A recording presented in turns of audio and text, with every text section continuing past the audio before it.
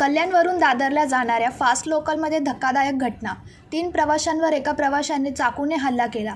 हातावर बोटावर चाकूने हल्ला केला। यात अक्षय भाऊसाहेब वाघ, हेमंत कन्हैया कांकरिया, राजेश अशोक चांगलानी हे 3 प्रवासी जखमी झाले।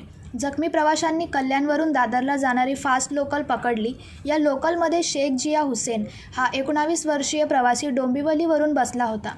शेख जिया हुसेन याला मुंब्रामध्ये उतरायचे होते, मात्र ही लोकल फास्ट असल्याने ती मुंब्र्याला थांबत नाही असे प्रवाशांनी सांगितले।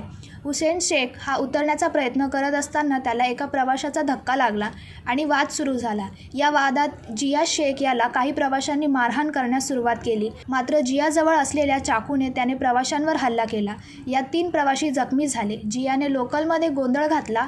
आरोपी शेख जिया हुसेन याला डोंबिवली लोहमार्ग पोलिसांनी ताब्यात घेऊन गुन्हा दाखल करत घटनेचा तपास सुरू केला आहे। दिनांक 18/2/2025 रोजी कल्याण ते दादर या सकाळी 9:47 फास्ट ट्रेनमध्ये काही प्रवासी प्रवास करत होते।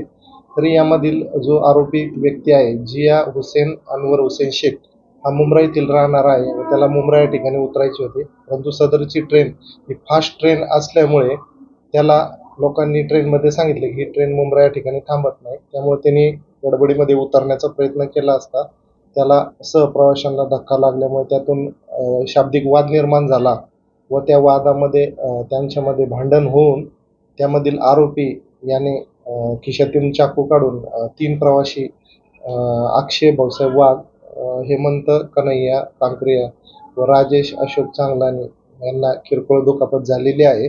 तरी सदर आरोपी व्यक्ती याला तात्काळ अटक करण्यात आलेली आहे व त्यामध्ये जे जखमी आहेत त्यांच्यावर औषधोपचार करण्यात आलेले आहेत।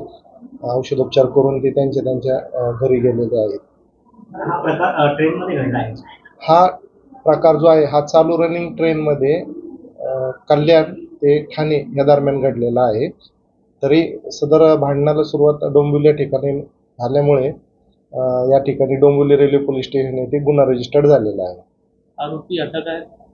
आता सध्या आरोपी जेल कस्टडीमध्ये आहे आणि त्याच्यामध्ये सखोल तपास सुरू आहे। Bureau report, Janshakti, Dombivli. अरे, तुम्ही अजून आमच्या चॅनलला सबस्क्राईब नाही केलं तर लगेच जनशक्ती चॅनलला सबस्क्राईब करा आणि बेल आयकॉनवर क्लिक करा आणि रहा अपडेट।